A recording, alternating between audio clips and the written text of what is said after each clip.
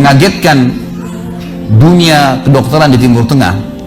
Seorang pengusaha, Masya Allah, punya keluarga yang sangat besar.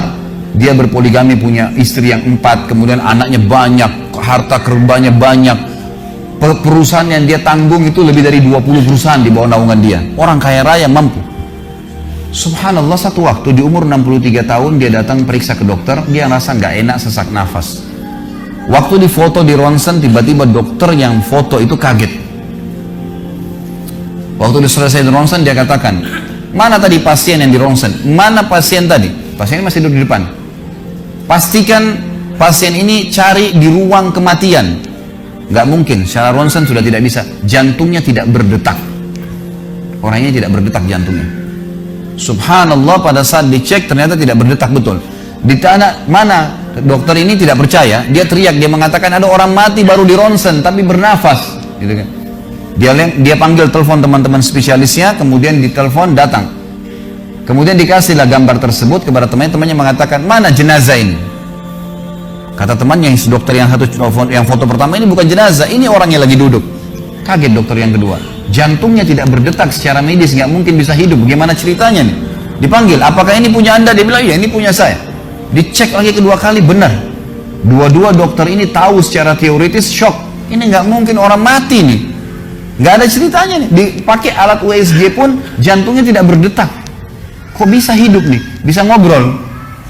Telepon teman-temannya. Sampai dokter-dokter yang asli dari Jazirah Arab pun yang ada di Eropa, dokter spesialis pada datang keesokan harinya, cek, nggak percaya kejadian ini.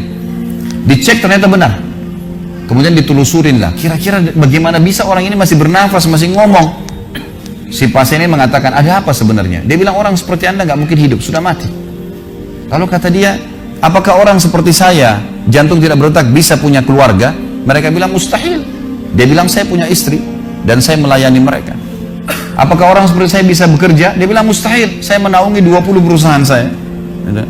Semuanya bisa berjalan. Mereka nggak percaya. Sampai datang seorang dokter yang senior dari Jerman, datang khusus karena kasus masalah ini, diundang oleh dokter-dokter spesialis tadi. Dicek, ditemukan ternyata teman-teman sekalian, di bagian bawah jantungnya ada urat-urat saraf seperti terbuat, ya, seperti dibuat secara alami yang mengalirkan darah-darah tertentu sehingga ada pompa nafas di situ. Tidak ada di manusia lain, cuma di orang ini saja. Semua dokter mengatakan ini nggak masuk di akal, nggak ada manusia seperti ini di dunia. Jantungnya sudah tidak bergerak tapi masih bisa hidup karena dari rongga-rongga urat saraf yang keluar itu bisa masuk udara, oksigen, dan terpompa, akhirnya hidup dan hidupnya normal, gitu kan. Subhanallah, ini sesuatu keajaiban. Lalu kemudian ditanggapi oleh seorang syekh yang memang teman dekatnya orang ini, mengatakan, yang saya tahu, ini semuanya disampaikan dalam khutbah Jumat. Lalu dia mengatakan, yang saya tahu, orang ini tidak pernah ketinggalan puasa Senin Kamis, tidak pernah ketinggalan puasa Ayyamul Bid, semua puasa sunnah dan wajib dijalankan, dan tidak pernah buka puasa sendiri, pasti buka puasain orang lain. Tidak ada kegiatan sosial, bangun buat gali sumur, bangun masjid, bagi kitab Al-Quran, tidak pernah kecuali dia ada di situ. Walaupun andilnya tidak besar, tapi selalu ada.